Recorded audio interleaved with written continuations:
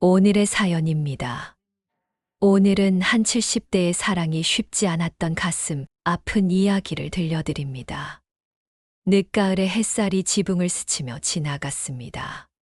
한 남자는 식탁 앞에 앉아 식은 커피를 한 모금 마셨습니다. 쓴맛이 입안에 남았습니다. 그는 수첩 한 장을 꺼내 짧게 적었습니다. 오늘 저녁 6시 집으로 오너라. 할 말이 있다. 초침이 또렷하게 움직였고 그의 마음도 그만큼 흔들리고 있었습니다.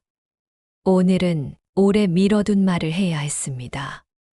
문이 열리고 첫째 아들이 들어왔습니다.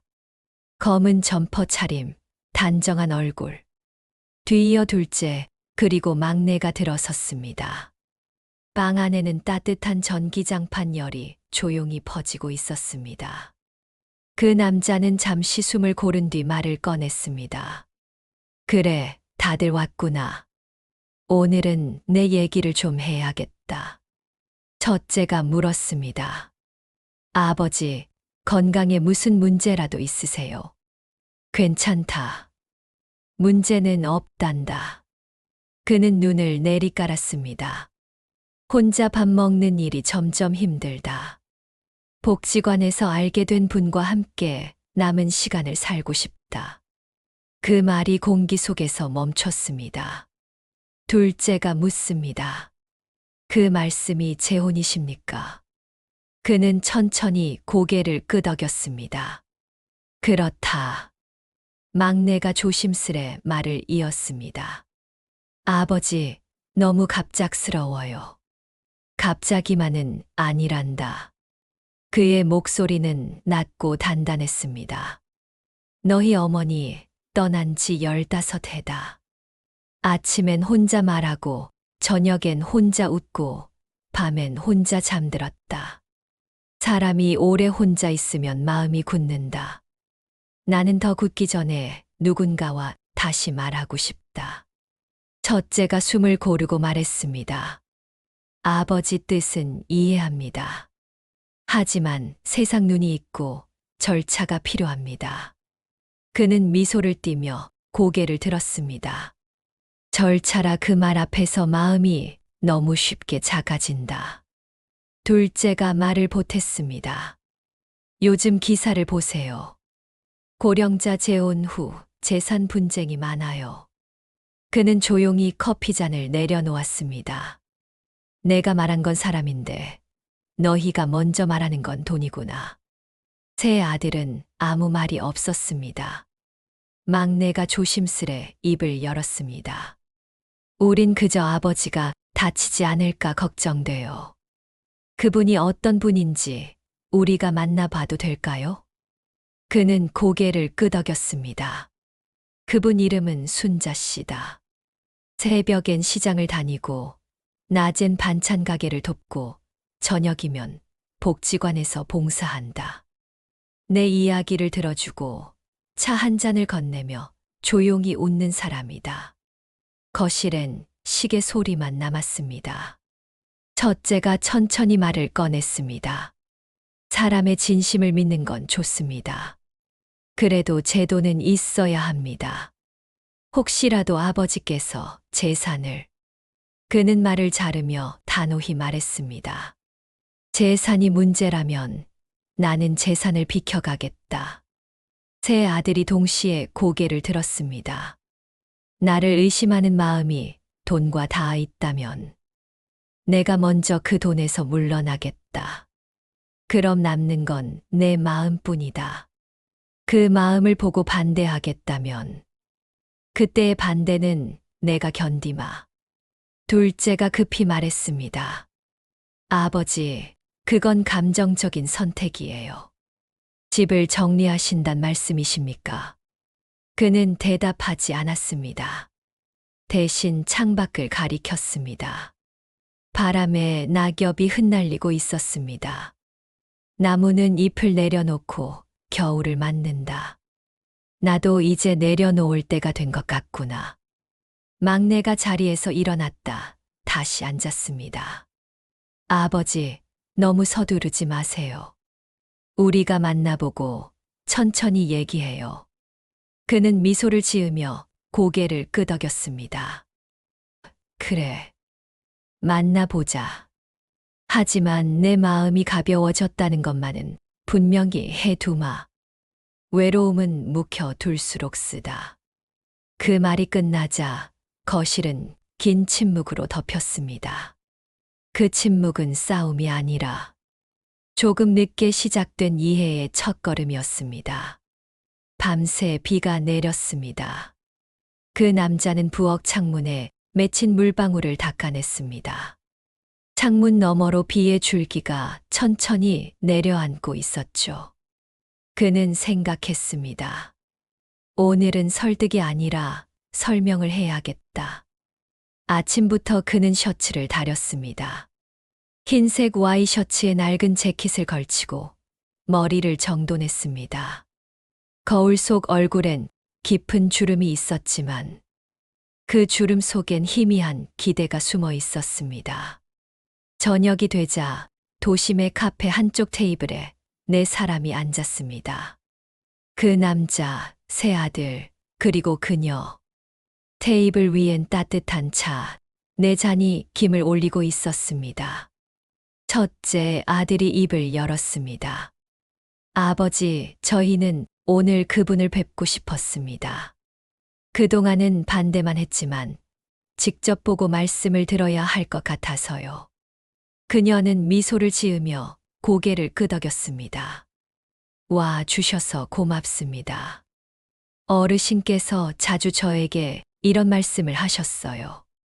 내 아들 셋은 다 착한데 착한 만큼 걱정이 많다. 오늘 보니 정말이네요. 막내가 쑥스러운 듯 웃었습니다. 아버지가 그런 말을 하셨어요? 그 남자는 어색한 듯 그러나 따뜻하게 웃었습니다. 그랬지. 늘 너희 자랑만 했단다. 둘째가 조심스럽게 물었습니다. 혹시 두 분은 어떻게 만나셨나요? 그녀가 천천히 이야기를 꺼냈습니다. 복지관에서 처음 봤어요. 청소를 마치고 밖으로 나가는데 그분이 창문을 닫고 계시더군요. 비 오는 날은 그냥 쉬시지요 했더니 비가 와야 창문이 더 맑아진다고 하셨어요. 그때 참 묘하게 마음이 편안해졌어요. 세 아들은 조용히 들었습니다. 그녀의 말엔 꾸밈이 없었고 그 남자의 눈빛은 잔잔히 흔들렸습니다. 첫째가 말을 이었습니다. 그 말씀 들으니 조금은 이해가 됩니다. 다만 한 가지 걱정이 남아요. 아버지가 이 집을 정리하려 하신다는 겁니다. 그녀가 놀란 눈으로 그를 바라봤습니다. 정리요? 그는 고개를 끄덕였습니다. 그래요. 아이들이 불안해하지 않게 모든 걸 정리한 뒤 나머지 인생을 살기로 했습니다. 그녀의 목소리가 낮아졌습니다. 그런 건 바라지 않았어요. 저는 그분의 집이 아니라 그분의 마음이 필요했을 뿐이에요. 막내가 그 말을 듣고 고개를 들었습니다. 그 말 정말이죠. 그녀는 고개를 끄덕였습니다. 네. 사람이 가진 건 언제든 사라질 수 있지만 사람이 가진 마음은 그가 숨 쉬는 한 남아있죠. 잠시 정적이 흘렀습니다. 카페 안의 빗소리가 더 또렷하게 들렸습니다. 첫째가 부드럽게 말했습니다. 오늘 만나서 다행입니다. 아버지가 왜 웃으셨는지 조금은 알 것 같습니다. 그녀가 살짝 웃었습니다. 그 웃음이 당신들 덕분이에요. 그 남자는 그 말을 듣고 고개를 숙였습니다. 그녀의 손끝이 그의 손등을 스쳤습니다. 그 한 번의 닿음이 길고 복잡한 대화보다 더 많은 말을 대신했습니다. 며칠 뒤 세 아들이 다시 모였습니다. 이번엔 집이 아니라 작은 식당이었습니다. 둘째가 먼저 말을 꺼냈습니다. 아버지가 집을 파신다고 하셨죠. 첫째가 고개를 끄덕였습니다. 그래. 아버지는 우리가 걱정하는 걸 줄이시겠다고 했어. 막내가 한참을 생각하다가 조용히 말했습니다. 나는 말리지 않을래. 뭐, 이건 단순한 재혼이 아니라 아버지 인생의 마지막 챕터야. 우린 그걸 봐드리면 돼. 첫째는 긴 한숨을 내쉬었습니다. 그래도 너무 급해. 형, 아버지 나이 90이 다 돼 가셔. 시간이 남았다고 생각해. 둘째가 말했습니다. 우리가 가진 건 돈이 아니라 마음이라고 하셨지. 우리도 그렇게 해보자. 돈이 아니라 마음으로. 세 사람은 조용히 밥을 먹었습니다. 말없이 고개를 숙였지만 그 침묵엔 이해가 조금씩 섞여 있었습니다. 그날 밤, 그 남자는 불을 끄기 전 낡은 사진 한 장을 꺼냈습니다. 젊은 시절의 아내가 웃고 있었습니다. 그는 천천히 사진을 내려놓으며 중얼거렸습니다. 이제는 나도 웃고 싶다.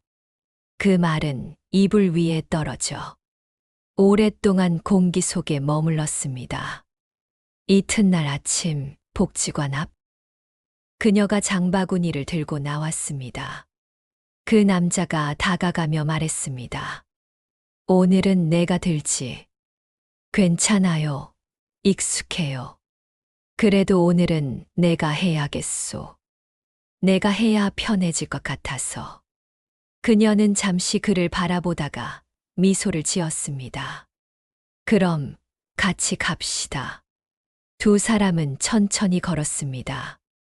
가로수 아래로 햇살이 비쳤고 그 남자의 어깨엔 낙엽 몇 장이 떨어졌습니다. 그녀가 말했습니다. 가을은 참 잔인하죠. 이별의 색이 가장 예쁜 계절이니까. 그는 조용히 대답했습니다. 하지만 누군가와 함께라면 이별도 조금은 덜 쓸지도 모르겠소. 그녀가 미소 지었습니다. 그 말 참 따뜻하네요. 그날 이후 그들은 함께 걷는 일에 조금씩 익숙해졌습니다. 그 남자는 그날 밤 일기를 썼습니다. 누군가와 밥을 먹고 그 사람의 걸음을 맞추는 일이 이렇게 어렵고 또 이렇게 행복한 일일 줄 몰랐다. 그의 손끝엔 떨림이 남아 있었지만 그 떨림 속엔 이제 외로움 대신 희미한 안도감이 피어오르고 있었습니다. 초겨울의 바람이 골목을 따라 지나갔습니다. 그 남자는 마당 한가운데 서 있었습니다. 나무잎이 흩날리고 바닥엔 물기가 살짝 고였습니다. 그는 그 위로 비친 하늘을 한참 바라봤습니다. 그날 마음속에서 결심이 아주 조용히 단단해졌습니다. 오후가 되어 그는 낡은 외투를 걸치고 동네 부동산 문을 밀었습니다. 문 위에 달린 종이 딸랑 소리를 냈습니다. 젊은 중개인이 자리에서 일어났습니다. 어서 오세요. 무엇을 도와드릴까요? 집을 내놓으려 합니다. 그의 목소리는 낮고 또렷했습니다. 매매요? 예. 중개인은 놀란 눈으로 그를 바라봤습니다. 오래 사신 집이면 쉽지 않으실 텐데요. 그는 잠시 웃었습니다. 쉬운 일은 아니요. 그래도 해야 할 때가 있지요. 종이 위에 도장을 찍는 그의 손끝이 살짝 떨렸습니다. 그러나 그 떨림은 후회가 아니라 오히려 자유의 시작이었습니다. 서류를 넘기던 중개인이 물었습니다. 이유를 여쭤봐도 될까요? 그는 창밖을 바라봤습니다. 남은 시간을 집보다 사람에게 쓰고 싶어서요. 중개인은 잠시 말이 없었습니다. 그 말에는 오래 살아본 사람만이 쓸 수 있는 온도가 담겨 있었습니다. 그날 저녁 막내 아들이 가장 먼저 찾아왔습니다. 아버지, 진짜 파시려는 거예요? 그래, 진심이야. 그럼 어디로 가시려고요? 아직은 정하지 않았다. 다만 그 사람과 함께 살 곳을 찾을 거다. 막내는 고개를 숙였습니다. 엄마, 제사도 이 집에서 지냈는데. 그는 잠시 창밖을 보았습니다. 기억은 벽에 있지 않다. 사람 마음 속에 있지. 막내는 아무 말도 하지 못했습니다. 그 말이 너무 단단해서 부딪히면 부서질 것 같았거든요. 다음 날 오전 첫째 아들이 찾아왔습니다. 서류 가방을 들고 앉으며 조심스럽게 말했습니다. 아버지, 집은 우리 셋의 뿌리입니다. 그걸 팔면 우리 기억이 사라집니다. 기억은 팔리지 않는다, 준호야. 첫째는 말을 잊지 못했습니다. 그의 눈동자에 비친 아버지는 이미 결정을 끝낸 얼굴이었습니다. 그래도요, 재혼을 하시면 법적인 문제가 생길 수도 있습니다. 아버지의 재산은 아버지 혼자만의 것이 아니잖아요. 그는 고개를 끄덕였습니다. 그래서 정리하는 거다. 내 것이 아니게 될까봐. 차라리 미리 비워두려 한다. 아버지, 그건 도망이에요. 그는 첫째를 조용히 바라봤습니다. 도망이 아니라 선택이다. 나는 이제 남은 생을 누군가와 함께 걸으려는 거다. 그 말에 첫째는 고개를 숙였습니다. 그에게는 그 문장이 논리보다 훨씬 무겁게 들렸습니다. 며칠 뒤 둘째 아들이 찾아왔습니다. 손에 봉투 하나를 들고 있었습니다. 이건 건강검진 예약표예요. 그리고 복지관 프로그램 일정도 같이 넣었어요. 이게 뭐냐? 그분이 그러셨어요. 사랑은 함께 건강해지려는 노력부터 시작하는 거래요. 그는 봉투를 열었습니다. 종이 냄새가 희미하게 퍼졌습니다. 민호야, 내가 변했구나. 아버지 덕분이에요. 사랑은 계산이 아니라 실천이라는 걸. 이제야 조금 알 것 같아요. 그 말에 남자는 미소를 지었습니다. 그 미소에는 늙은 아버지의 자부심과 한 인간으로서의 안도감이 동시에 섞여 있었습니다. 밤이 되자 막내에게서 전화가 왔습니다. 아버지, 내일 시장 같이 가요. 반찬 좀 배우고 싶어요. 그래, 그러자.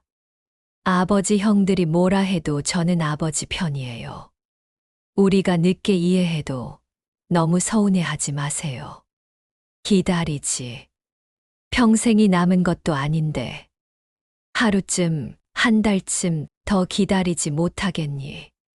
그의 목소리는 평온했고, 막내의 침묵은 눈물보다 따뜻했습니다.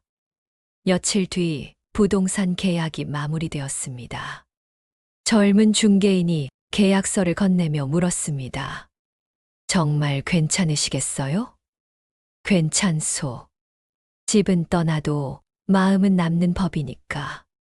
그는 도장을 찍으며 속으로 중얼거렸습니다. 이제 진짜 자유로워지는구나. 그날 밤 세 아들이 한자리에 모였습니다. 테이블 위에는 계약서 사본이 놓여 있었습니다. 그 남자가 조용히 말했습니다. 이 집은 한 달 뒤면 다른 사람에게 간다. 대신 그 대금은 셋이 똑같이 나눠라. 첫째가 놀란 얼굴로 물었습니다. 그건 우리에게 주신다는 뜻입니까? 그래. 내 인생의 마지막 정리를 너희 손에 맡기겠다. 막내가 낮게 중얼거렸습니다. 엄마가 보셨다면 뭐라 하셨을까요? 그는 웃었습니다. 아마 이럴 거다. 당신 참 고집세다. 그래도 잘했다. 세 아들은 아무 말도 하지 않았습니다. 그저 고개를 숙였습니다.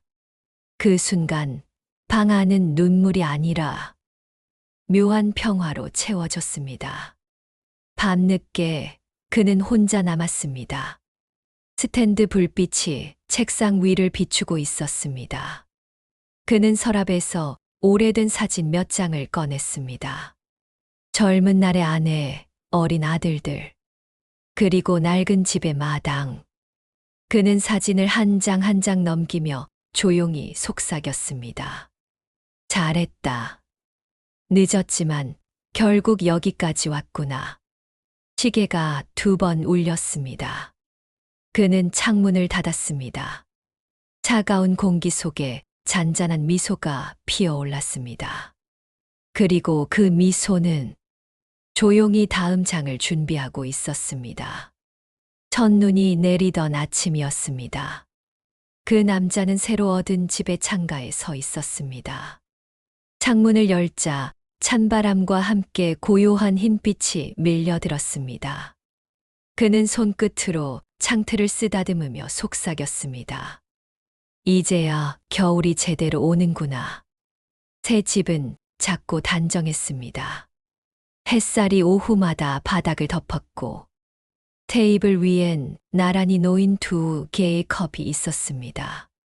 컵 옆에는 작은 이름표가 하나 붙어 있었죠. 거기엔 우리라고 적혀 있었습니다. 그녀가 물을 끓이고 있었습니다. 오늘도 신문 먼저인가요? 신문이 나보다 먼저 늙는 것 같소. 그녀가 웃었습니다. 그래도 매일 펴보는 게 좋죠. 늙은 것끼리 대화라도 하게. 그의 웃음소리가 조용히 울렸습니다. 그 웃음은 이 집의 첫 번째 가구였습니다. 점심엔 김치전이 구워졌습니다. 기름이 튀며 지지직 소리를 냈습니다. 그녀가 젓가락으로 가장자리의 바삭한 부분을 떼어 주었습니다. 여기 제일 잘된 부분. 그는 받아먹으며 말했습니다. 사람이 늙으면 미각이 둔해진다더니 이건 오히려 더 맛있네. 그녀가 대답했습니다. 같이 먹어서 그래요. 그 말이 반찬보다 더 따뜻했습니다. 며칠 뒤 새 아들이 차례로 찾아왔습니다. 첫째는 종이꽃을 들고 왔습니다. 아버지, 복지관 행사에서 쓸 거예요. 달아드리려고요. 그녀가 웃으며 말했습니다. 이 꽃이 이 집 분위기랑 참 잘 어울리네요. 요즘은 제도보다 사람이 먼저라면서요. 그의 얼굴에 미소가 번졌습니다. 그래, 내가 나보다 빨리 깨달았구나. 둘째는 혈압계를 들고 왔습니다. 아버지, 이걸로 매일 혈압 재세요. 매일은 귀찮은데 귀찮을수록 건강해지는 거예요. 그는 피식 웃었습니다. 그래, 내 성격답다. 막내는 손에 아이를 안고 들어왔습니다. 인사드려, 할아버지, 그리고 할머니. 그녀가 놀란 듯 웃으며 말했습니다. 그래, 그 이름 참 듣기 좋네요. 세 아들이 함께 앉았습니다. 식탁 위엔 김치전이 식어 있었고 그들은 차를 나누어 마셨습니다. 이제야 진짜 가족이 된 것 같구나. 그 말에 아무도 대답하지 않았습니다. 대신 세 아들이 동시에 고개를 끄덕였습니다. 말보다 더 큰 동이었습니다. 겨울은 조용히 깊어갔습니다. 어느 날 밤 창밖으로 눈이 다시 내릴 때 그 남자가 말했습니다. 당신, 왜요? 이제야 알겠소. 살아있는 사람에게 필요한 건 기적이 아니라 평온이란 걸. 그녀가 손을 내밀었습니다. 그의 손등 위로 그녀의 손이 따뜻하게 포개졌습니다. 그럼 우리는 성공했네요. 무엇을? 평온을 얻는데. 그는 고개를 끄덕였습니다. 그래요. 오래 기다린 상이요. 봄이 오자 복지관에서 작은 전시회가 열렸습니다. 주제는 우리의 하루. 그녀는 식탁 위 두 그릇의 사진을 냈고 그 남자는 신문을 읽는 그림자를 출품했습니다. 사진 밑에는 짧은 문장이 적혀 있었습니다. 밥 두 그릇이면 충분하고 그림자도 둘이면 덜 외롭다. 사람들이 그 글귀 앞에서 한참을 서 있었습니다. 관장이 웃으며 말했습니다. 이게 인생의 마무리 교과서네요. 그는 손사래를 쳤습니다. 교과서는 아닙니다. 그냥 숙제 제출이죠. 그녀가 살짝 웃었습니다. 그래도 만점은 받으시겠네요. 여름엔 소나기가 잦았습니다.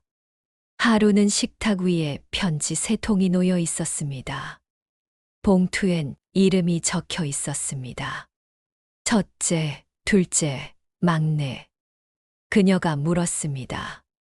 그건 뭐예요? 부탁과 감사와 사과. 같이 넣으셨네요. 그래야 편지가 길어지지 않지. 그녀는 고개를 끄덕이며 미소를 지었습니다. 역시 당신답네요. 가을에는 복지관 축제가 있었습니다. 그녀는 반찬 코너를 맡았고 그는 안내를 도왔습니다. 사람들 틈 사이로 막내가 아이의 손을 잡고 다가왔습니다. 아버지, 어머니. 그녀가 놀란 듯 웃었습니다. 네, 그렇게 부르세요. 편하잖아요. 그 순간 가족의 호칭이 자연스레 바뀌었습니다. 형식보다 관계가 먼저 자리를 잡은 순간이었습니다. 겨울이 다시 찾아왔습니다. 그는 매일 아침 혈압을 재며 신문을 읽었습니다. 눈이 내리던 날, 그는 말했습니다. 참 고요하다. 이게 내가 바라던 인생의 끝이라면 괜찮겠다. 그녀가 차를 따르며 대답했습니다. 그럼 오늘도 잘 사신 거죠? 그래요. 오늘도 잘 살았소. 어느 날 밤 전등이 깜빡였습니다. 그녀가 말했습니다. 꺼졌다가 다시 켜졌네요. 그는 웃었습니다. 우리 같소. 한 번 꺼졌다가 다시 켜진 인생. 그녀가 그 말을 들으며 그의 손을 잡았습니다. 그 손은 여전히 따뜻했습니다. 잠들기 전 그는 서랍에서 상자를 꺼냈습니다. 그 안에는 오래된 사진 몇 장이 있었습니다. 젊은 날의 아내, 어린 아들들, 그리고 벚꽃 아래 앉아 있는 두 사람의 사진. 그는 그 사진의 뒷면에 짧게 썼습니다. 늦었지만 제때에. 그는 불을 끄고 나란히 누웠습니다. 그녀가 속삭였습니다. 내일은 장 보러 가요. 단감이랑 우엉. 그래요. 파도 사요. 파전 해 먹게. 그녀의 손이 그의 팔 위에 살짝 얹혔습니다. 커튼이 부드럽게 흔들렸습니다. 밤이 닫히고 평온이 자리를 폈습니다. 그의 마지막 미소는 누군가의 손바닥만큼 작았지만 그 안엔 한평생이 다 들어 있었습니다. 새벽이 오고 첫 햇살이 그 집의 창문을 두드렸습니다. 그리고 그 평온은 다음 날에도 그 다음 날에도 조용히 이어졌습니다. 같이.